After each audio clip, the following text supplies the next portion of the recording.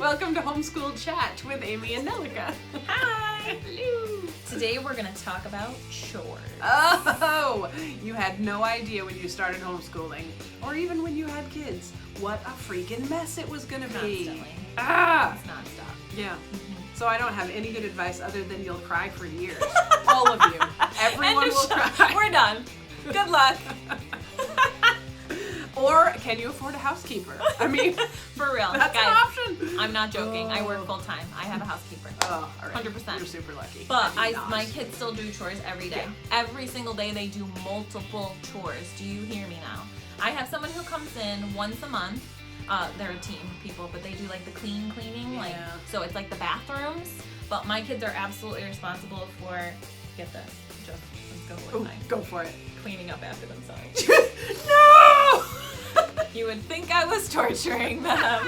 They need to clean their rooms, and they need to basically any room in the house that has their junk in it, they have to clean it up. I just rotate what they do every day, so they have to clean their rooms, and they have to clean one area of my choice per day. Wow. Mm-hmm. So I have talked to people that homeschool now that came from a public school environment before, which of course is most everyone. Yeah. And when you're in public school all day long, your house is not getting destroyed by you because you're not there. So the transition to Yes. having multiple people all day long living and working and learning in that space is freaking overwhelming. Like there is no end to the mess that is constantly being made. So I don't know any homeschoolers that don't have epic levels of chores more so than a public school kid. So chores at our house has been it's evolved over the years because they get better at doing Yes. certain things and they can take on more. My house was destroyed when they were all little, and I did once in a while hire somebody to come in and help me dig out because there was just no way. As they learn to do stuff, they get assigned things, and right now, my 11-year-old, just for point of reference, my Yes. 11-year-old is in charge of the kitchen. She cleans, she does all the pots and pans, she wipes the counters, she sweeps, she also cleans the bathroom. Picks up the towels, cleans the toilet, wipes the counters down. There's a list posted on the wall of my bathroom of what you have to do to clean the bathroom because it's not up for debate. Very I need good it to idea. be, Yep. these are the standards I will hold you to. These are the results if you don't meet the standards. My 14-year-old is in charge of the living room and the dining room, including the dining room table, getting all of that picked up from all of our crap every day. She also takes the garbage and the recycling out. She also forwards the laundry. My 8-year-old has just taken over the dishwasher and he is rocking it. He's the only one who doesn't complain about chores. Since he was 4, his number one chore has been to take all the shoes by the back door and lay them neatly in a row, not just scattered everywhere. And I'll tell you, having that done every day just makes me a happier person. He wipes off the kitchen table. He feeds the dog, feeds and waters the dog and the cat. And that's like bare minimum, that has to be done. All of those things get done before we start school every single day. Otherwise, it falls apart. Yeah. Like the house will just crumble into disaster and I can't think straight. So we use an app called Busy Kids. So do we. I have only been using this app for about a year, but I really like it. I assign them, these are your chores, this is how much each one of them is worth. So if the garbage for some reason didn't need to be taken out someday, I'm not paying for it. So they have the app on their screen and they can click, I did this, I did this, I did this, I did this, and then once a week I pay up and it goes into an account it comes right out of my bank account into their accounts. And for my 2 big kids, they actually have Visa debit cards that it goes onto so they can use those to pay for things. It's very straightforward, and it reminds me to pay them every week, which Yes. sometimes I wasn't always good about. Yes. And I didn't want like dollar bills. Like I remember Seriously. when they were teeny going to the bank and getting 101 Yes. so that I could pay them. Yes. And it runs out super fast. Right. So I could pay them. Yeah, It's so inefficient, and then they spend something, so then they're like, it's just a constant Yeah. like exchange of cash. it was a pain in the butt. So now Busy Kids has simplified that a lot Yes. for us. It has been amazing because again, they only get paid for the chores that they actually have done, and so they click them. We have a rule of like when they start screen time, which is on their screens, they check off Busy Kid because their chores happen all throughout the day. For mine, when they feed the bunnies, when they do their things, I have their chores kind of scattered throughout, or they might die. Honestly, that's what they tell me. They do too many chores in a row.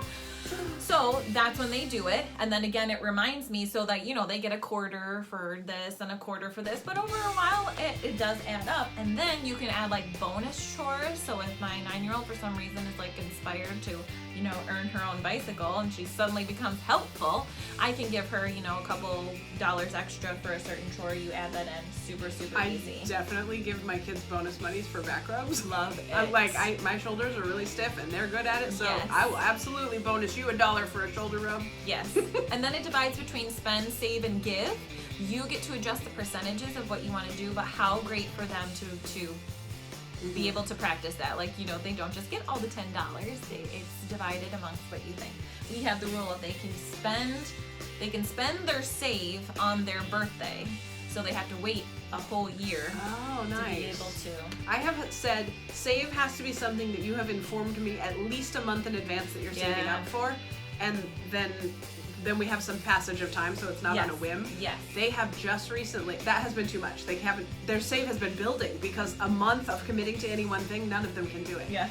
They Yes. just informed me they're going to pool their save and continue to save to buy a Switch because we don't have video games in the house. And I said, you know what? If you work that hard on Yeah. it and I'm not paying for it, fine.